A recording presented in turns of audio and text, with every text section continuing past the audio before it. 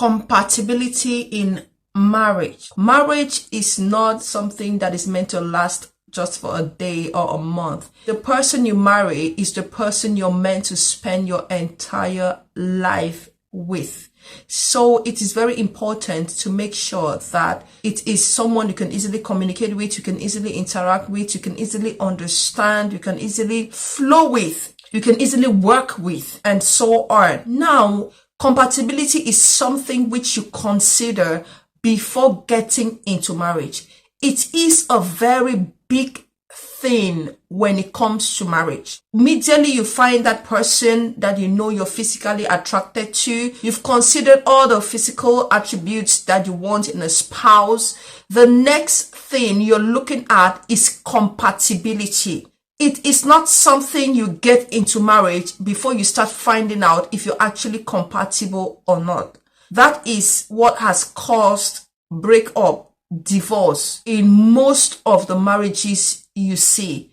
Even marriages that are undergoing turbulence, it still boils down to compatibility. That issue that made that couple to separate is because they could not find a common ground to agree with each other, to understand each other. So compatibility is not something which you take lightly. When you are considering compatibility, you are considering the personality of that person, how that person thinks, what is their perception towards certain issues, how would they interact in a certain setting, how would they react to a certain situation, what is their vision, how do they see life, what are their goals, what is their direction in life, how do they react emotionally in certain situations. Those are some of the things you look at when considering compatibility. And compatibility begins with you knowing yourself, understanding yourself. What are your likes? What are the things you like that you would love your spouse to do to you, or you would love to see in your spouse? What are the things you don't like to be done to you, or you don't like your spouse doing? What are the things you can manage? That is, if your spouse does them to you, you can manage to cope with it. You can tolerate it. And what are the things you cannot tolerate? You cannot manage. You have to know these things about yourself. That is also one of the reasons why you see a lot of confusion in some marriages, because the people do not even know themselves, do not know what they can take, to what extent they can take it, and so on. So sit down, reflect, study yourself if you don't know. Do not assume. You know, it is easy to say, oh, if I'm in this situation, this is what I would do, until you find yourself in that situation. It is easy to tell someone, calm down, you know, when a particular thing has been done to them. But when you find yourself in that situation, you see yourself reacting maybe in a way that you didn't expect. So study yourself, know yourself, accept who you are. A lot of people do not want to accept who they are. If you cannot accept who you are, it will be difficult to know who you need. Study your weaknesses, your strengths. Those are the things you consider in compatibility. Know your weaknesses, know your strengths, and be able to accept your weaknesses. There are a lot of people out there who do not accept their weaknesses, and that alone is a problem on its own, because it will be difficult to find that person that will compliment you in that area. And when I say a weakness, that aspect of you that you know is almost like inherent. You cannot really change from. You've tried, but you still find it very challenging to change from. That is a weakness. If you don't know how to cook as a woman, it is not a weakness. Go and learn how to cook. If you don't know how to clean as a woman or a man, go and learn how to. Do not say it is a weakness. I'm just citing this little example so you know what is a weakness and what is something which you can improve on and actually learn. There are things you don't know which you can actually learn and know.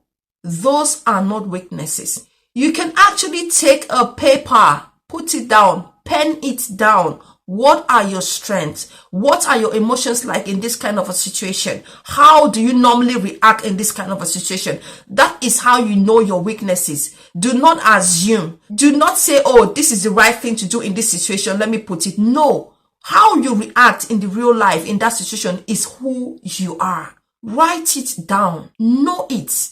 After considering all these things about yourself, it will help you to now know the kind of person that you can cope with, the kind of person you can live with, the kind of person that can understand you, the kind of person that can accept you. Do not be pressured. A lot of people are pressured into certain situations because they feel like that's your personality. There is someone out there that can match that your personality. There is someone out there that can deal with that your personality, that can accept that your personality. There is someone out there who loves that your personality, not necessarily weaknesses. Your weaknesses, yes, you will find someone that can cope with your weaknesses or accept it. They do not necessarily need to love it. It's a weakness, which means it's not good. I'm talking about your personality. Those are your positive attributes that you have. Accept it. Love it. There are people out there that love it. There are people out there that will accept you for that. There are people out there that can understand you for that. So when you understand yourself and accept yourself, you can now know the kind of personality that you can live with. Now, let's talk about your goals, your vision. You need someone who thinks like you, who has the same perception about life, who has the same or similar goals that they are working towards, that they want to achieve. When you have that kind of a person, you will discover that both of you will think in the same direction. You will agree on a lot of things, not all. You may not agree on all things. In fact, it is difficult to see someone whom you will agree in all things, but you will agree on a lot of things. And the few that you cannot agree on, you can now sit down and talk about it.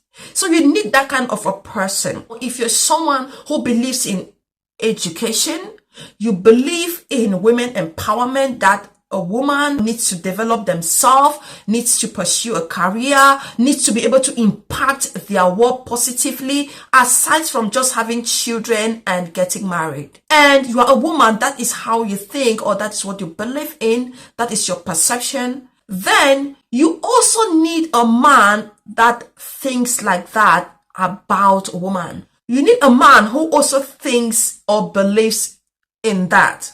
There are men who think a woman's main or only duty should just be getting married, taking care of the home, raising children. That it's all there is to a woman. There are men who see much more in a woman, who see potentials in a woman, who see a lot of other things that a woman can become or can do in the society. If you get married to that kind of a man, both of you can easily flow when it comes to vision. But if you now get married to someone who wants that women just stay stuck at home, you will have conflict over a lot of things when it comes to that area. You cannot easily flow with that kind of a person. Another thing that you consider when it comes to compatibility is your weakness. You don't need someone that has the same weakness as you.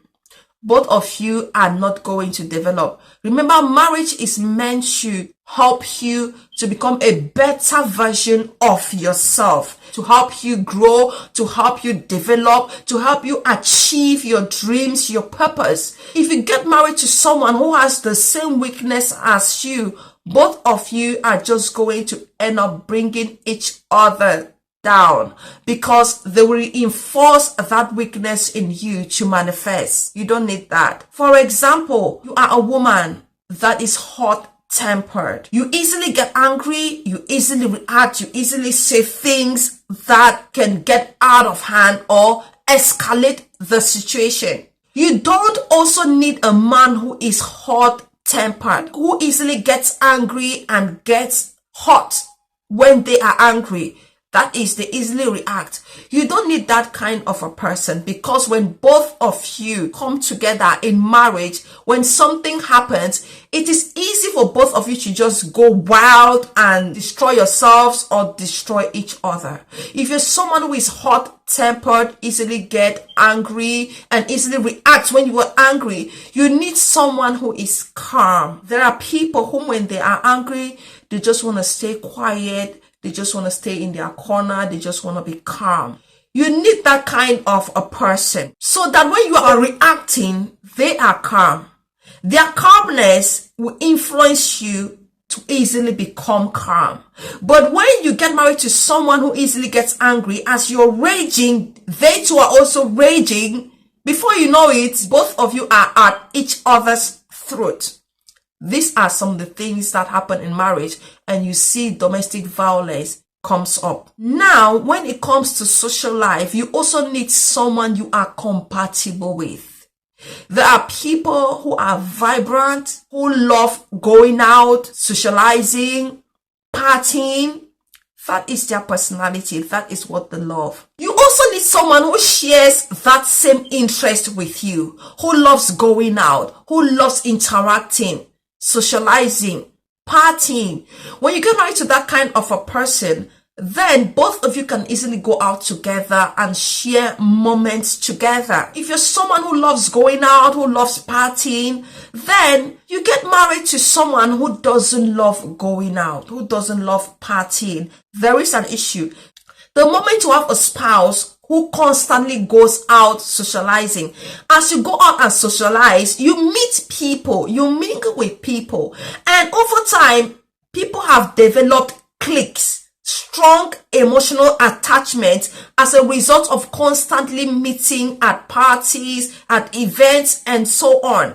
This has led to a lot of people to start drifting from their spouse, because you have this spouse who is always at home, and you're always meeting this lady out there at different events, and their countenance, or you're always meeting this gentleman at events, and so on. So that is how people have ended up having marital issues, because they are not compatible socially. Or you find a situation where the spouse, who is not so much of an outgoing person, starts accusing the other of cheating because of the kind of people they start mingling with, so on.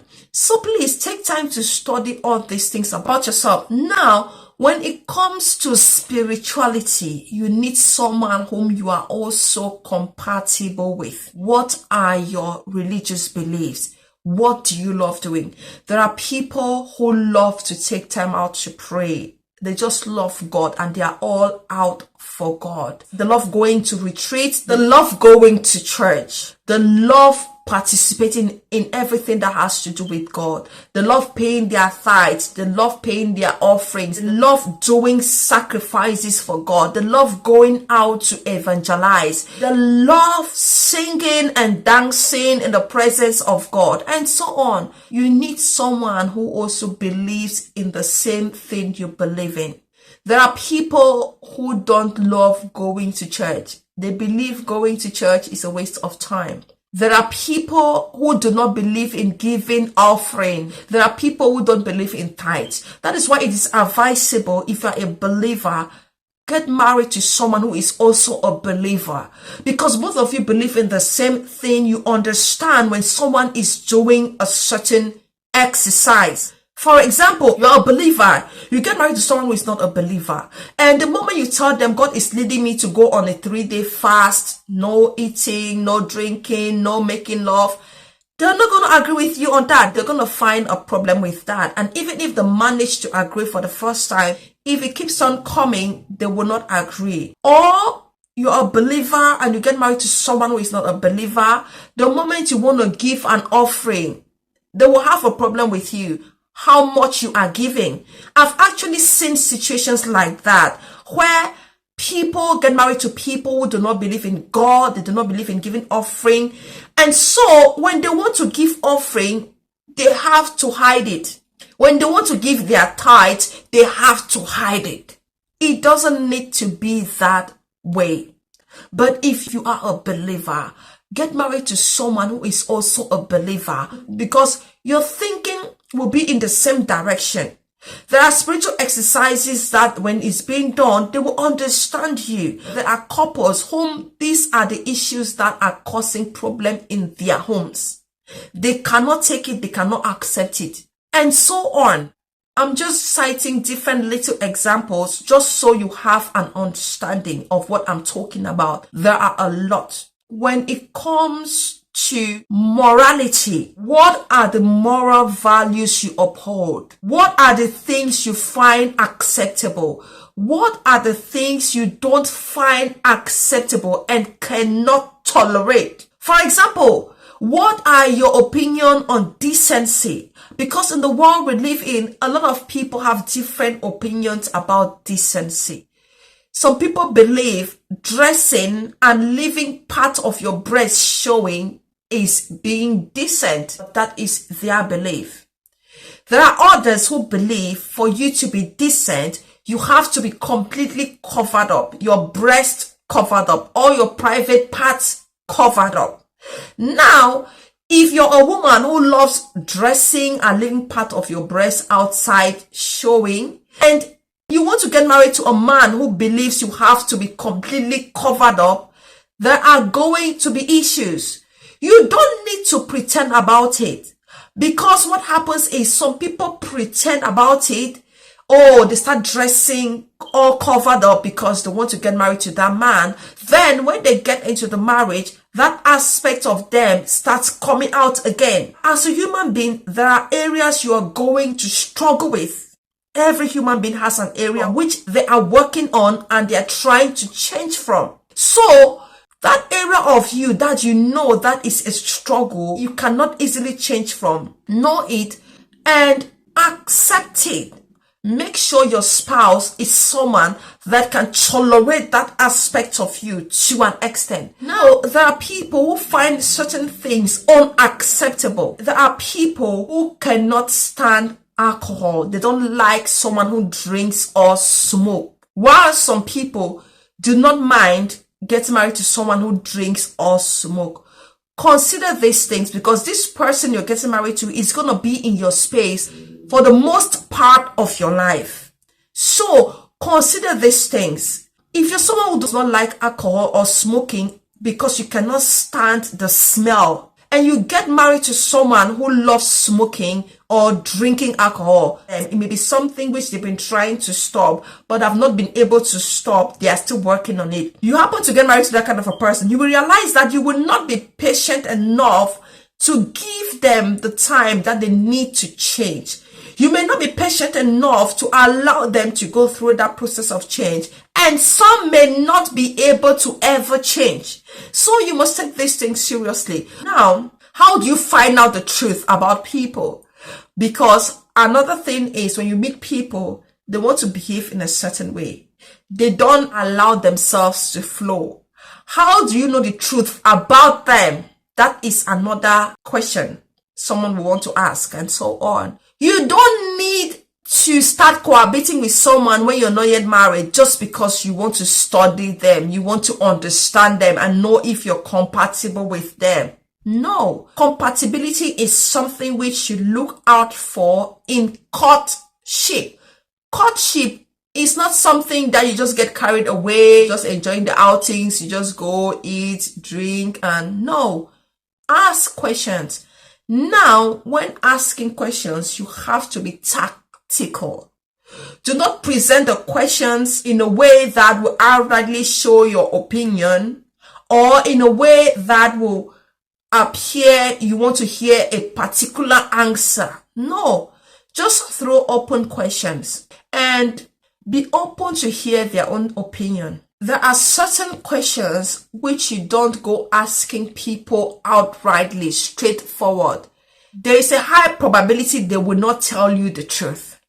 So compatibility, when it comes to all these things, is not something you just go asking straightforward questions. What is your point of view about this, and so on. Sometimes those questions work. You ask them, you hear, but also study, watch.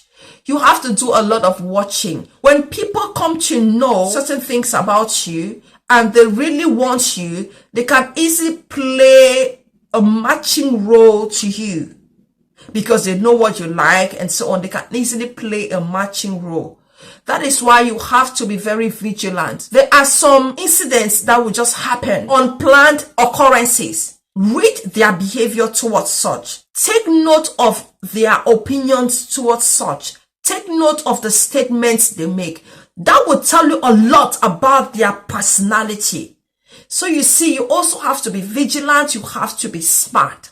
Do not expect people to just come and show you everything about themselves when you are not yet married. No, some people are good at hiding. But when you are smart, when you are prayerful, certain things will show up. Let's say you're just strolling along the way. There are some occurrences that may just happen. And their behavior towards such can tell you a lot about other things or how they will behave in other similar situations. Sometimes just come up with stories of a situation that you've heard or you know. Don't explain it as if you're giving a strong disagreement to something that happened in it. Just explain the story casually, like you're just explaining it, and let them draw their own conclusions. Let them have their own comments. Let them have their own perspective towards it, and so on. So these are some of the ways in which you can begin to know about people's personality without them telling you. We live in a world where people can pretend a lot. But if you're smart, if you're prayerful, a lot of things will come up that will let you draw conclusion. So don't be blinded. Don't be carried away. Take note of details. Take note of little occurrences. Analyze them. Think about them. While you're doing all that prayerfully, God will begin to open your eyes about certain things.